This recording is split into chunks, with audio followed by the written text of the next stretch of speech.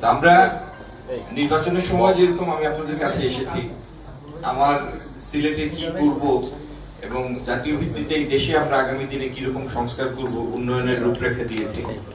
আমি চেষ্টা করব আমার পরিকল্পনার প্রত্যেকটাকে অক্ষরে অক্ষরে বাস্তবায়নের চেষ্টা করবো ইনশাল্লাহ। এবং আমি আত্মবিশ্বাসী, ইনশাল্লাহ আল্লাহ সাহায্য করলে তার প্রত্যেকটি বাস্তবায়ন সম্ভব।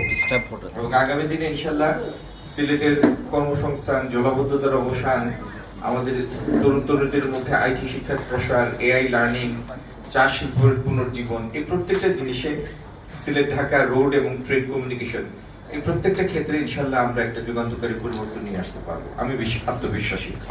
আপনারা দোয়া করবেন।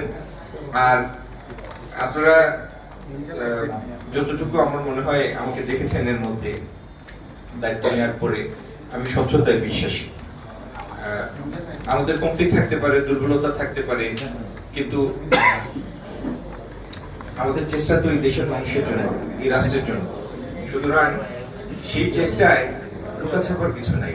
আপনাদেরকে সঙ্গী করে, আপনাদেরকে এই প্রচেষ্টার অংশ হিসেবে নিয়ে, কনফিডেন্সে নিয়ে আমরা আমাদের কাজ করে যাব। ধন্যবাদ সবাইকে। আসসালামু আলাইকুম।